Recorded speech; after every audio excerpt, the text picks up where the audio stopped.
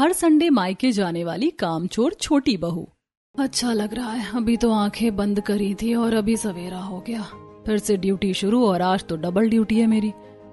चलती हूँ बिस्तर से, वरना एक बार अगर सब उठ गए तो तेरी खैर नहीं।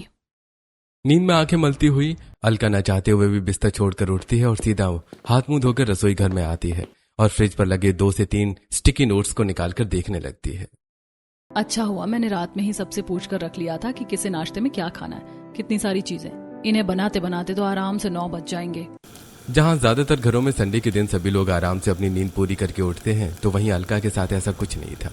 हर दिन की तरह अलका आज भी सुबह जल्दी उठती है और अपने परिवार वालों के लिए नाश्ते की तैयारी करने लगती है। अच्छा हुआ ये राजमा वगैरह मैंने कल ही भिगोकर उबाल कर रख लिए थे, वरना इन्हें उबलने में तो कितना समय लग जाता है। एक तो पता नहीं ये लोग कहाँ से वीडियो देखकर नाश्ते की फरमाइशें रख देते हैं। कभी पूरी तो कभी टाकोस और आज ये लजानिया। सबको अलग अलग तरह का नाश्ता चाहिए, ये नहीं कि 1-2 चीज बन जाए तो वही खा लें। संडे तो जैसे इन लोगों के लिए ही आता है, मेरे लिए तो संडे है ही नहीं। अकेले में बड़बड़ाते हुए अलका नाश्ते की तैयारी कर रही होती है कि तभी अलका के साथ संगीता रसोई में आती है। सभी लोग थोड़ी देर में नाश्ते के लिए आ रहे हैं और तूने अभी तक ये 2-4 चीजें नहीं बनाई हैं। जल्दी जल्दी हाथ चला। और हाँ, प्रीति के लिए थोड़े समोसे भी बना लेना, बड़ा मन कर रहा है उसका खाने का। और मौसम भी काफी बढ़िया है तो हम भी 2-4 खा लेंगे। माँ जी, समोसा बनाने में तो काफी वक्त लग जाता है और ऊपर से इतना सारा नाश्ता बना तो रही हूँ मैं। बहुत मुश्किल से 2 सीटी में आलू उबल जाते हैं और जब तक आलू उबलेंगे तब तक तू आटा भी गूंथ कर तैयार कर लेगी। चल अब जल्दी जल्दी हाथ चला। एक और नाश्ते का ऑर्डर सुनकर अलका का गुस्सा तो मानो 7वें आसमान पर पहुंच जाता है। तो वहीं थोड़ी देर में सभी लोग उठकर बाहर हॉल में आकर बैठ जाते हैं और अब घर में चारों तरफ हल्ला गुल्ला होने लगता है। सुबह तो ऐसा लगता है कि इंसानों के साथ घर में नहीं बल्कि जानवरों के साथ चिड़ियाघर में रह रही हूँ। मेरा तो सर दुखने लगा है। मन ही मन चिढ़ते हुए अलका एक एक करके नाश्ता डाइनिंग टेबल पर लगाने लगती है और सभी नाश्ते के लिए टेबल पर आकर बैठ जाते हैं। चीला तो बढ़िया बना लिया तूने, मजा आ गया खाकर। आपने तो नाश्ता भी शुरू कर दिया, लेकिन हमारा नाश्ता कहाँ है भाभी? मैंने आपसे पिज्जा सैंडविच बोले थे ना बनाने के लिए। वो बेक हो रहे हैं, सिर्फ 5 मिनट और वेट कर लीजिए। अरे मेरा नाश्ता भी अभी तक आया नहीं है, जल्दी से लेकर आओ, बड़ी जोरों की भूख लग रही है। अलका किसी बुलेट ट्रेन की तरह स्पीड पकड़ती है और न जाने कितने चक्कर रसोई से लेकर डाइनिंग हॉल तक के लगा लेती है। आप चाय क्यों नहीं पी रही हो? देखो ठंडी भी हो गई। लाला, अब चाय पीने का मन नहीं करता मेरा। कुछ ठंडा मिल जाए तो बढ़िया रहता। वैसे तू कल बाजार से कितने बड़े बड़े आम लेकर आया था, बहू से उनका मैंगो शेक बनवा कर पिला दे मुझे। अम्मा के लिए मैंगो शेक बना रही हो तो मेरे लिए भी बना देना और मेरे वाले में ऊपर से आइसक्रीम भी डाल देना। भाभी, जब शेक बनी रहा है तो मेरा ओरियो शेक भी बना देना। इतनी गर्मी में चाय वगैरह पीने का मन नहीं करता। और भाभी, आपको तो मेरा पता ही है मैं कौन सा शेक पीता हूँ। बेचारी अलका अब सभी से पूछ कर रसोई में आती है और एक एक कर मिक्सी में अलग अलग शेक की चीजों को डालकर उन्हें बनाने लगती है। अगर इनको शेक ही पीने थे तो पहले बोल देते, इतनी चाय क्यों बनवाई? अब क्या करूं, इसके बाद मैं गर्म भी नहीं कर सकती, जहर जो बन जाएगी। अलका अब सभी की फरमाइश का अलग अलग शेक बनाकर लाती है कि तभी प्रीति, भाभी समोसे तो नो डाउट काफी बढ़िया बने, लेकिन उनकी चटनी कुछ खास अच्छी नहीं लग रही। काम करिए, पुदीने की चटनी बनाकर लेकर आइए ना। मन तो कर रहा है कि इसका मुंह सिलबट्टे पर रख दूं और पीसकर इसकी ही चटनी बना दूं।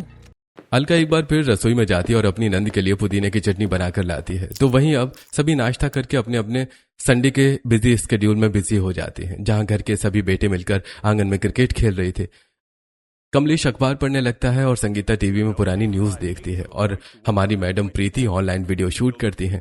अलका भी अब जल्दी जल्दी अपने संडे के कामों को निपटा रही होती है कि तभी बाहर क्रिकेट खेल रहा रोहन अलका को आवाज देकर बुलाता है। क्या हुआ रोहन, कुछ चाहिए क्या? भाभी, बहुत प्यास लग रही थी, एक काम करिए, हम सबके लिए नींबू पानी बनाकर ले आइए। तो ये तो रोहन तुम भी कर सकते हो ना, नींबू पानी बनाने में टाइम ही कितना लगता है। अरे भाभी ले आओ ना, बाद में लेक्चर दे देना। अलका काफी ज्यादा फ्रस्ट्रेट हो जाती है, लेकिन वो अपने देवर से कुछ नहीं कहती। तो वहीं दोपहर 2 बजे तक आखिरकार घर के सारे काम निपटाकर अलका अपने बिस्तर पर जाकर सुकून के साथ बैठती है। शाम को तो इन्हें चाय बिस्किट दे दूंगी और रात का खाना बनाने में अभी वक्त है। थोड़ी देर लेट जाती हूँ, सुबह नींद पूरी नहीं हुई थी और ऊपर से शरीर में भी काफी थकान लग रही है। अलका अलसाते हुए बिस्तर पर लेटती है और मुश्किल से 5 मिनट की झपकी लेती है। तभी अलका की दादी सास कमला उसके कमरे में आती है और उसके पैरों पर अपनी लाठी हल्की हल्की मारते हुए उसे उठाने लगती है। अरे बहू, कितनी बार कहा कि दिन में सोया नहीं करते, घर में पनौती आती है। चल उठ जा और जाकर सबके लिए चाय पकौड़े बनाकर ले आ। बाहर बढ़िया मौसम हो रहा है, कितनी तेज बारिश हो रही है। क्या हुआ दादी जी, थोड़ी देर लेटने दो ना, बहुत तेज की नींद आ रही है। मैं तुझे उठा रही हूँ और तुझे सोने की पड़ी है, चलो। अलका उलसाते हुए उठती है और रसोई में जाकर सबके लिए चाय पकौड़े बनाने लगती है। प्रीति रोहन कमरे में बैठे, उन्हें वहीं पकौड़े दिया और बाकी के लोग ऊपर बालकनी में हैं, उन्हें वहीं जाकर पकौड़े दे दे। पकौड़े बनाने के बाद भी अलका को कभी पकौड़े लेकर इधर तो कभी उधर जाना पड़ता है। अरे भाभी, आपने फिर से ये प्याज के पकौड़े बना दिए। आप जानती हो ना कि मुझे पनीर के पकौड़े पसंद है। एक काम करो ना, वो बना कर ले आओ। इन लोगों का पेट है या कुआं, कभी पनीर के पकौड़े, कभी ये कभी वो। इस चाय पकौड़े की भागदौड़ में ही शाम हो जाती है और अब अलका रात के खाने की तैयारी करने लगती है, जिसमें आज अलका का मेन्यू किसी 5 स्टार होटल के मेन्यू से कम नहीं था। राजमा चावल, बिरयानी, छोले भटूरे, आलू पूरी, पाव भाजी, चाउमीन और भी कितनी सारी चीजें। एक दिन तो मैं इसी तरह खाना बनाते बनाते ही मर जाऊंगी। बेचारी अलका मेन्यू देख देख कर परेशान होने लगती है और अब जैसे तैसे करके जल्दी जल्दी हाथ पैर चलाते हुए सबकी फरमाइशों का खाना बनाती है। भाभी, सब्जी में थोड़ा नमक कम रह गया, जरा ले आना और रायता भी बना लो। सब्जी में चटपटापन काफी कम है, आइंदा थोड़ा ध्यान रखना। सबकी बातों से अलका को गुस्सा तो बहुत आता है, लेकिन वो क्या ही कर सकती थी। ऐसा लग रहा है जैसे पता नहीं कितनी ईंटें ढोकर आई हूँ। इतनी जोर की नींद आ रही है, पता ही नहीं चला कि संडे की सुबह से 6 बजे से रात के 12 कब बज गए। हर संडे मेरी जिंदगी में यही हाल होता है। इन लोगों के लिए तो संडे छुट्टी का दिन है, लेकिन मेरे लिए सबसे ज्यादा मेहनत वाला दिन। कोई बहू की जरा सी भी मदद नहीं करवा देता, जबकि संडे के दिन तो घर में सबकी छुट्टी रहती है। इसी तरह अलका का संडे का दिन गुजरता है और अगला दिन शुरू हो जाता है। मम्मी, मेरा नाश्ता हो गया, अब कॉलेज के लिए जा रही हूँ मैं। ठीक है बेटा, आराम से जाना। वैसे आयुष, तेरी उस गर्लफ्रेंड का क्या हुआ? तुझे नहीं लगता कि अब तुझे शादी कर लेनी चाहिए? माँ, पापा, मैंने वेदिका से बात की है इस बारे में। वो आजकल में बात करेगी अपने घर में, फिर आप लोग मिल लेना उसकी फैमिली से। घर में आयुष की शादी की बात छिड़ जाती है, तो वहीं हर रोज और खासकर संडे के घर के कामों से परेशान होकर अलका कमरे में बैठी होती है कि तभी जतिन अलका को उदास देखकर, क्या हुआ? बड़ी थकी थकी सी लग रही हो, तबीयत तो ठीक है ना? कुछ नहीं, ठीक है। आखिरकार मैं भी कब तक घर के काम संभालूं, मैं भी थक जाती हूँ। ऊपर से संडे के दिन तो और रेल बनती है मेरी, सबकी छुट्टी एक साथ पड़ जाती है। जतिन, मुझे कितना काम करना पड़ता है। अब इसमें बताओ मैं भी क्या कर सकता हूँ? माँ और दादी तो तुम्हारी मदद करेंगी नहीं, प्रीति वगैरह भी कॉलेज चली जाती है, तो बची तुम। अब तो आयुष की बात चल गई है, जब तुम्हारी देवरानी आएगी तो दोनों मिलकर काम कर लेना। अलका को जो थोड़ी बहुत अपने पति से उम्मीद थी वो भी जतिन तोड़ देता है। इसी तरह दिन बीतते हैं और आज फिर से संडे का दिन होता है। चलो अच्छा है कि आज सभी का नाश्ते में सिर्फ साउथ इंडियन खाने का मन है। सारी तैयारी मैंने रात में ही कर दी थी, अब बस बनाना रह गया है। संडे की सुबह अलका सभी के लिए साउथ इंडियन नाश्ता बना रही होती है कि तभी अलका की शादीशुदा नंद, कोमल और अंजलि अपने बच्चों और पति के साथ अपने मायके आ जाती हैं। अरे तुम लोग, मुझे लगा जैसे पिछले संडे नहीं आए, संडे भी नहीं आओगे। पता है, कल रात को तुम्हारे बारे में ही बात कर रही थी मैं। क्या करूं मम्मी, पिछले संडे कहीं बाहर जाना पड़ गया था और पूनम की भी तबीयत ठीक नहीं थी, इसीलिए हम लोग नहीं आ पाए। पहले जब मैं यहाँ आता था तो थोड़ा अजीब लगता था, लेकिन सच कहूँ अब तो मेरा यहाँ हर रोज आने का मन करता है। आपको तो पता है कि हमारे परिवार में कोई ज्यादा है ही नहीं। संडे के दिन यहाँ आकर ऐसा लगता है कि यहाँ से कभी न जाऊं। मौसी मौसी, मामी कहाँ है? हमें उनसे मिलना है। बच्चों, भाभी किचन में है। अरुण और साक्षी अब दोनों भागते हुए किचन में जाते हैं और अपनी मामी से लिपट जाते हैं। अरे मेरे बच्चों, तुम लोग ऐसे अचानक, तुम दोनों ने तो मुझे चौंका दिया। मामी आप क्या बना रही हो? हमें नाश्ते में सैंडविच खाएंगे और मैगी भी और पिज्जा भी बना देना।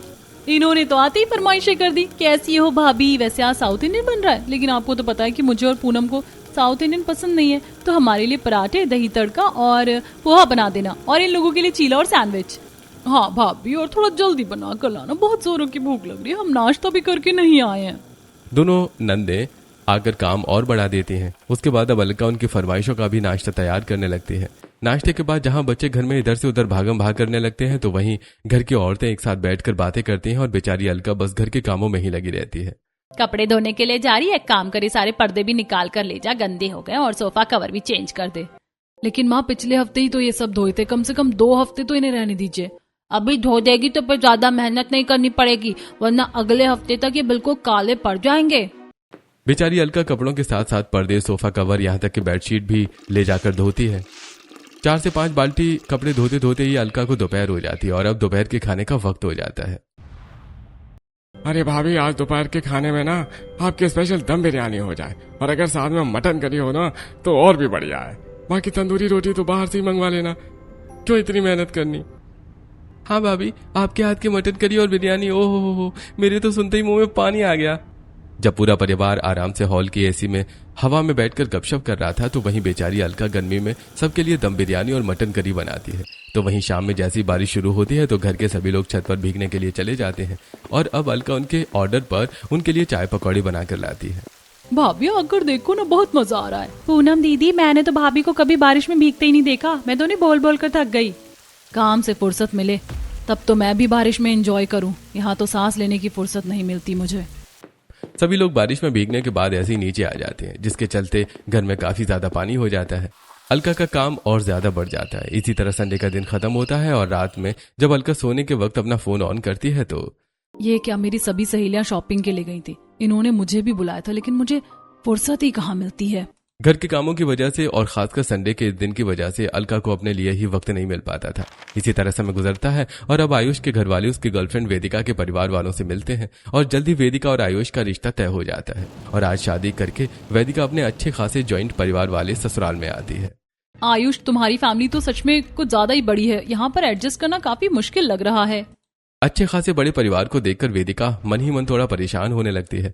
तभी घर आई नई नवेली बहू को अब सभी तोहफे देने लगते हैं। ये लो मेरी तरफ से ये कड़े, मुझे मेरी सास ने दिए थे, 2 मैंने बड़ी बहू को दे दिए और ये 2 तेरे लिए रखे थे। और बहू, मेरी तरफ से ये चांदी की पायल और ये सोने की चेन, तेरे लिए अंगूठी भी बनवाई है, वो मैं तुझे तेरी सालगिरह पर दूंगी। और हमारी तरफ से ये कुछ साड़ियाँ और सूट और साथ में ये सुंदर सा ब्रेसलेट भी। वैसे बड़ा परिवार इतना भी बुरा नहीं है, जितने ज्यादा लोग होंगे उतने ही ज्यादा गिफ्ट्स मिलेंगे। इतने सारे तोहफों को देखकर वेदिका पल भर में ही अपना माइंड सेट चेंज कर लेती है। इसी तरह दिन 3 से 4 गुजरते हैं और आज फिर से संडे का दिन आ जाता है। हर संडे की तरह अलका सुबह 5 बजे उठती है और वेदिका को भी उठाने के लिए आ जाती है। आज तो संडे है और अभी तो 5 बज रहे हैं। किसी को भी ऑफिस या कॉलेज नहीं जाना तो इतनी जल्दी उठने का क्या फायदा। अरे संडे के दिन भी इतनी जल्दी उठना पड़ता है। अभी तुम नहीं हो, धीरे धीरे सब पता चल जाएगा। चलो अब जल्दी से किचन में आ जाओ। अपनी जेठानी के कहने पर वेदिका हाथ मुंह धोकर किचन में आती है, जहां अलका उसे ढेर सारी सब्जियां काटने के लिए पकड़ा देती है। इतनी सारी सब्जियां? आज के सारा मोहल्ला आ रहा है नाश्ता करने के लिए।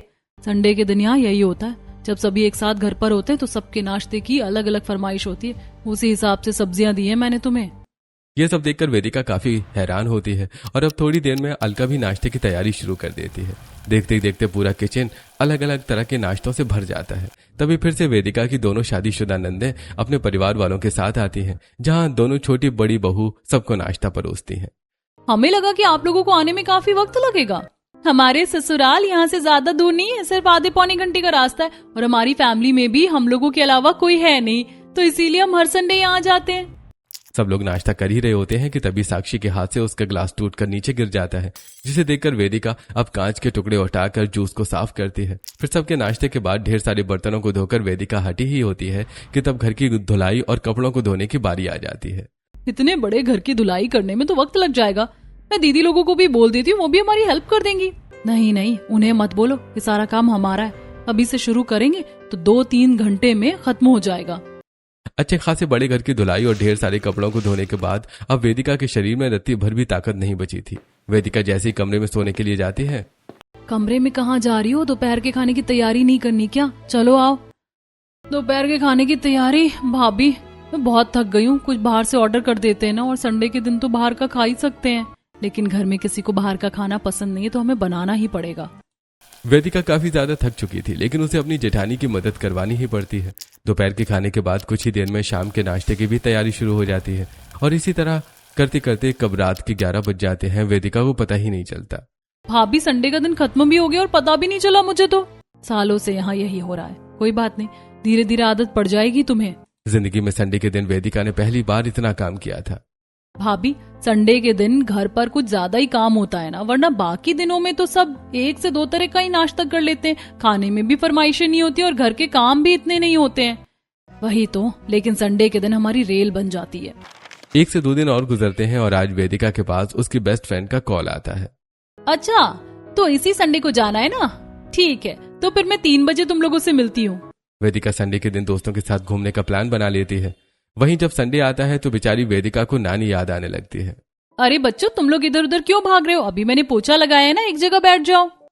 अरे भाभी, वो मैं कह रहा था कि शाम को मेरे कुछ दोस्त आएंगे तो आप उनके लिए कुछ बढ़िया सा नाश्ता बना देना। मेरे ऑफिस के कुछ कलीग्स भी आ रहे हैं तो उनका भी ख्याल कर लेना भाभी, और सब कुछ टिप टॉप बनाना। अपनी जेठानी के साथ मिलकर अपने देवर के दोस्तों के लिए नाश्ता तैयार करने में वेदिका काफी इरिटेट हो जाती है। भाभी आप ये सब बर्दाश्त कैसे कर रही हैं? मैं तो ये 4 दिन में ही पागल हो गई हूँ। वेदिका की ऐसी हालत देखकर अलका को भी अच्छा नहीं लगता। वहीं जब वेदिका बाद में अपने फोन में अपनी फ्रेंड की ढेर सारी मिस्ड कॉल देखती है तो शाम के चक्कर में तो मैं भूल ही गई थी कि मुझे दोस्तों के साथ बाहर जाना था। अब मैं क्या बोलूं उसे? वेदिका की शादी को अब 3 से 4 हफ्ते होने को आ चुके थे। इन कुछ हफ्तों में वेदिका ने भांप लिया था कि संडे के दिन मौत को टक्कर देने वाला काम होता है उनके घर। भाभी को तो आदत है, लेकिन मुझे आदत नहीं डालनी। ऐसा ही रहा तो मेरा तो हर संडे बेकार होता रहेगा। अब मुझे ही कुछ करना पड़ेगा। कल संडे है ना, कुछ सोच वेदिका, कुछ सोच। रात भर वेदिका प्लान बनाने लगती है और अगले दिन वेदिका बच्चों के लिए शेक बनाया था, अंदर ही है क्या? जरा लेकर आना। जी भाभी। वेदिका किचन में जा रही होती है कि तभी उसका फोन बजने लगता है और जैसे ही वेदिका कॉल उठाती है तो क्या? कैसे? कब? ज्यादा प्रॉब्लम हो रही है क्या? ठीक है मैं अभी आ रही हूँ। अरे बहू क्या हुआ, सब ठीक तो है ना? माँ जी वो माँ की तबीयत कुछ ठीक नहीं है। भाई का कॉल आया था, एक बार मैं मायके से हो आती हूँ। अगर ज्यादा इमरजेंसी है तो मैं भी चलूं? अच्छा रुको, मैं भी गाड़ी की चाबी लेकर आता हूँ।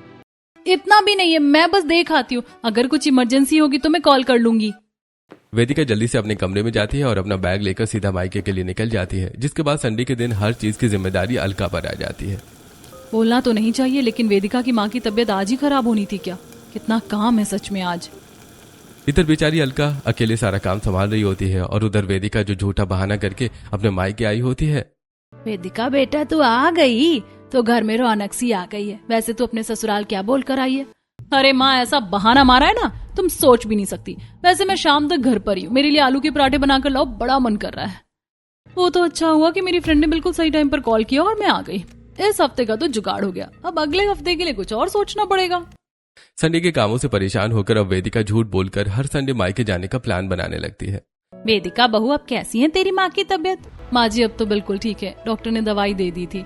वैसे अलका भाभी आज तो आपने अकेले ही सब कुछ किया, सॉरी, लेकिन अगले संडे में आपकी पूरी मदद करवाऊंगी। वेदिका अपने कमरे में चली जाती है और इसी तरह से 2 से 4 दिन गुजर जाते हैं। काफी अच्छी सेल लगने वाली है, क्यों ना शॉपिंग पर जाया जाए। लेकिन बहाना क्या मारूंगी संडे को?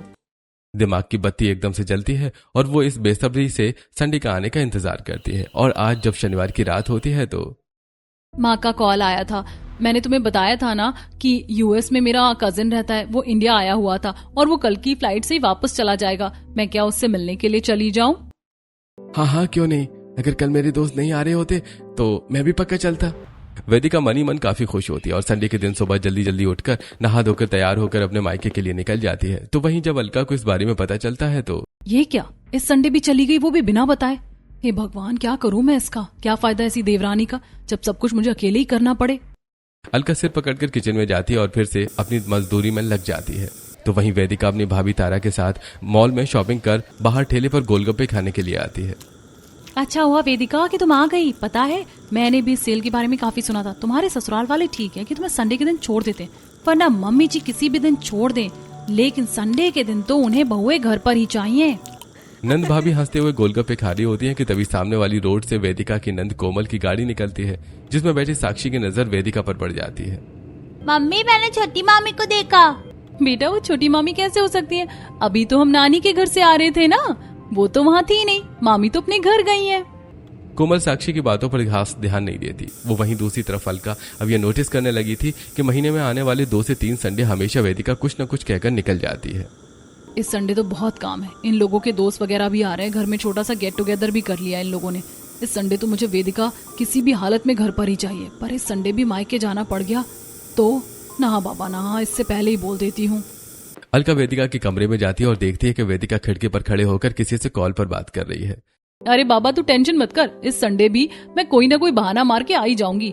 कह दूंगी कि मायके में कोई पूजा है और मेरा उसमें बैठना जरूरी है। संडे के काम से तो मुझे छुटकारा मिल जाएगा।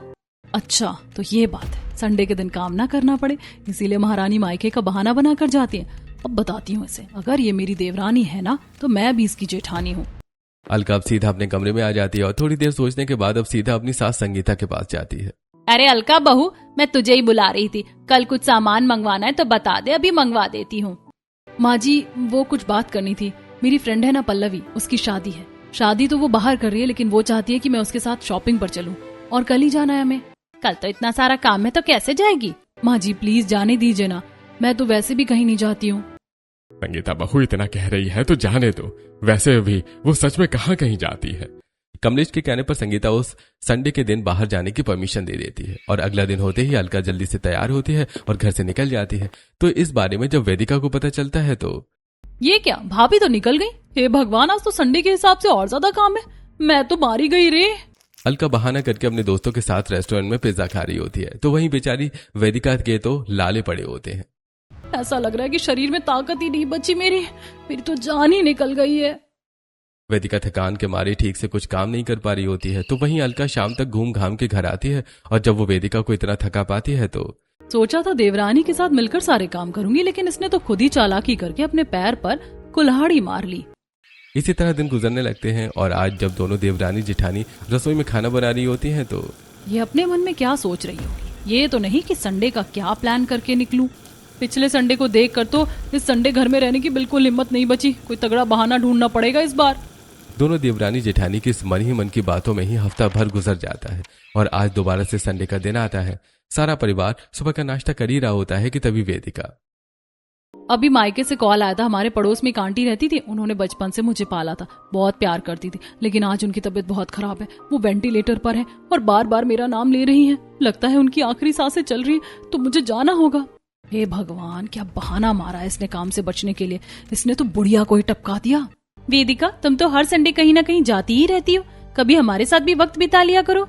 क्या करूं, कोई आखिरी सांस ले रहा है तो मुझे तो जाना ही पड़ेगा ना।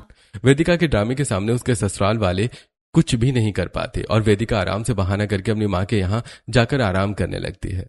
तुम्हारा ठीक है वेदिका की कुछ भी बोलकर मायके आ जाती हो, मैं तो कभी अपनी माँ के यहाँ जा ही नहीं पाती। अरे भाभी, तुम मेरे ससुराल की तुलना अपने ससुराल से मत करो। आपके ससुराल में कौन सा चिड़ियाघर बसा है, 3-4 लोग ही तो हैं। वेदिका की बात सुनकर तारा का मुंह बनता है, तो वहीं अलका अगले संडे की प्लानिंग करना अभी से शुरू कर देती है। वो मेरी फ्रेंड है ना जिसकी शादी होने वाली है, उसकी कॉकटेल पार्टी है, तो मुझे जाना होगा। अरे, तुम्हारी फ्रेंड की शादी अभी तक नहीं हुई? अरे वो थोड़ा टाइम लेकर कर रही है, बस पार्टी में जाऊंगी और आ जाऊंगी। जतिन से परमिशन लेकर संडे के दिन अलका पार्टी में चली जाती है और फिर घर वेदिका को संभालना पड़ता है। तो वहीं शाम में अलका जब पार्टी से लौटकर कमरे में बैठी होती है तो इस तरह के मुझे अब बहाने करने, अगले हफ्ते तो नहीं लेकिन उसके अगले हफ्ते के लिए अभी से ही बहाना सोच लेती हूँ। अलका की सारी बातें उसके कमरे के दरवाजे पर खड़ी वेदिका सुन लेती है। वेदिका सीधा कमरे के अंदर आती है। मुझे तो पता ही था कि आप झूठ बोलकर जा रही हो, अभी जाकर बताती हूँ माँ जी को इस बारे में। मुझे भी पता है कि तुम भी झूठे झूठे बहाने बनाकर अपने मायके चली जाती हो ताकि तुम्हें संडे के दिन कुछ काम ना करना पड़े। तो आप भी बताओ मैं क्या करूं, काम तो होते ही है ना इतने ज्यादा। मैं तो कह रही हूँ कि हम दोनों पार्टनर बन जाते हैं, एक संडे आप जाओ एक संडे मैं, एक दूसरे का साथ भी देते रहेंगे और आराम भी करने को मिल जाएगा। वैसे तुम कह तो ठीक ही रही हो, अब ऐसा ही करेंगे। इसी तरह किसी हफ्ते अलका तो किसी हफ्ते वेदिका संडे के दिन बहाना करके अपने मायके का या फिर कहीं दोस्तों के साथ बाहर घूमने के लिए चली जाया करती थी और आज तो दोनों ही एक साथ बहाना मारती हैं। माँ जी, मेरी मौसी की बेटी है ना, उसकी बेटी हुई है तो मुझे वहीं जाना है। मैं बड़ी बहन हूँ तो मेरा जाना जरूरी है। हमारे घर कुछ मेहमान आ रहे हैं तो उनसे मेरा मिलना भी जरूरी है, तो मैं भी जा रही हूँ। हर हफ्ते के बहानों से ससुराल वाले इतने वाकिफ हो चुके थे कि अब वो लोग उन्हें कुछ बोलना ही छोड़ देते हैं और आज संडे के दिन दोनों मस्त बहाना करके घूमते हैं कि तभी रास्ते में उनकी टक्कर उनकी बुआ सास ओमवती से हो जाती है। लेकिन आज तो मैंने संगीता को कॉल किया था, वो तो बता रही थी कि तुम दोनों अपने अपने मायके गई हो। ओमवती उन दोनों से जब जबरन सवाल पूछने लगती हैं, जिसके चलते अब दोनों बहुओं को सारी हकीकत बतानी पड़ती है, जिसे सुनकर ओमवती अब उन दोनों को लेकर फौरन घर आती हैं। ओमवती, ये तो अभी थोड़ी देर पहले ही तुझसे कॉल पर बात हुई थी और ये बहू तेरे साथ क्या कर रही है? तो मायके गई थी ना अपने? मायके नहीं गई थी बल्कि बाहर घूम रही थी और वहीं मिली मुझे। तुम बाहर घूम रही थी तो झूठ बोलकर क्यों गई तुम दोनों? मुझे तो काफी टाइम से लग रहा था कि इन दोनों को हमारा यहाँ आना पसंद नहीं है, इसीलिए तो ये हमेशा झूठ बोलकर जाती थी। क्यों, सही कहा ना मैंने? झूठ बोलकर जाती तो थी, लेकिन कारण जानना चाहोगी कि क्यों जाती थी? ओमवती बताती हैं कि कैसे दोनों बहुओं पर हफ्ते के 6 दिन और खासकर संडे का दिन कितना भारी पड़ता था, जिसके चलते मजबूरन उन्हें यह कदम उठाना पड़ा। तुम लोगों को क्या लगता है कि घर की औरतों के पास काम नहीं होते, उन्हें आराम नहीं करना होता? मर्दों का क्या, एक दिन की छुट्टी लेकर पूरा बोझ डाल देते हो हम पर? दीदी, घर में झाड़ू पोछा बर्तन कपड़े के अलावा ज्यादा काम नहीं होता, और ये काम तो सालों से औरतें करती आ रही हैं। हाँ ओमवती, तूने भी तो अपने समय पर किया होगा और मैंने भी किया है, तो अब क्या चाहती है कि तू घर के मर्द भी संडे के दिन काम करे? एक बार इन्हें भी करना चाहिए ताकि इन्हें भी एहसास हो कि काम कितना ज्यादा होता है। बोलो, है हिम्मत एक दिन घर संभालने की? हिम्मत की बात सुनकर घर के सभी मर्दों के ईगो को ठेस पहुंचती है, जिसके चलते अब वो सभी अगले संडे घर संभालने का फैसला करते हैं। इसी तरह हफ्ता वक्त गुजरता है और अगला संडे आ जाता है। अरे उठो, 5 बज चुके हैं, कब से अलार्म बजे जा रहा है। आज संडे है, भूल गए क्या?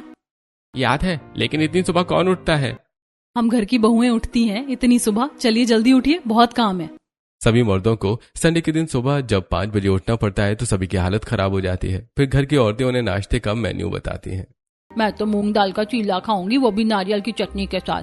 मौसम काफी अच्छा हो रहा है तो हम तो पकौड़े, कटलेट, सैंडविच, समोसे सब खाएंगे। मेरा तो डोसा खाने का मन कर रहा है। इतने सारे खाने की फरमाइशें सुनकर सभी के तो होश उड़ जाते हैं, जिसके बाद अब सभी मर्द किचन में जाते हैं और नाश्ते की तैयारी करने लगते हैं। अरे कमबख्त, ये क्या किया तूने? सारा बेसन तो नीचे गिरा दिया। अरे बाबा, देखा नहीं, मैं अभी भी नींद में ही हूँ। नाश्ते की तैयारी में ही घर के सभी मर्द रसोई का बैंड बजा देते हैं। वहीं अब जब कपड़े धोने की बारी आती है तो मेरी तो कमर दुख गई इन्हें धोते धोते। अरे और कितने कपड़े हैं। अरे कपड़ों के साथ साथ हमारी भी वाट लग गई। कहाँ हम खाना बनाने के चक्कर में फंस गए। थोड़ा बहुत काम में ही सही सभी को इतनी थकान हो जाती है कि सभी हॉल में ही लेट जाते हैं कि तभी वैदिका आकर, अरे ये कहाँ सोने का वक्त है, दोपहर के खाने की तैयारी भी तो करनी है और आज हमारे दोस्त आ रहे हैं तो कुछ बढ़िया बढ़िया सा बनाना। वैदिका की बात सुनकर सभी घर वालों की जान ही निकल गई। तो वहीं इसी तरह रात हो जाती है और अब कोई भी मर्द अपने बिस्तर से नहीं हिलता, जिसे देखकर अब समझ आया कि घर की औरतें कितना काम करती हैं। एक दिन में तुम्हारी ये हालत होगी तो सोचो, वो तो 7 दिन लगी रहती हैं। सच कहा दीदी। ना बाबा ना, मैं तो नहीं कर सकता ये घर के काम। अब तो हम भी तुम्हारी मदद करवाया करेंगे। एक दिन में हमारी यह हालत हो गई, मुझसे तो चला भी नहीं जा रहा है। मुझे माफ कर देना, सच में हम तो तुम लोगों पर बोझ बन गए थे। अपने अपने पतियों की ऐसी बात सुनकर सभी औरतें काफी खुश होती हैं। जिसके बाद अब अगले संडे, भाभी मेरे दोस्त आने वाले हैं शाम को, तो उनके लिए क्या क्या बनाना है मैं बता देता हूँ, फिर हम दोनों मिलकर बनाएंगे। मैंने दोपहर के लिए सब्जियां काट दी हैं और कुछ करना है, अब मैं कपड़े सुखाने जा रहा हूँ। घर के मर्दों को अपनी मदद करते देखकर दोनों बहुएं काफी खुश होते हैं और अब लोगों की तरह उनके लिए भी संडे का काम नहीं बल्कि खुशी का दिन होता है।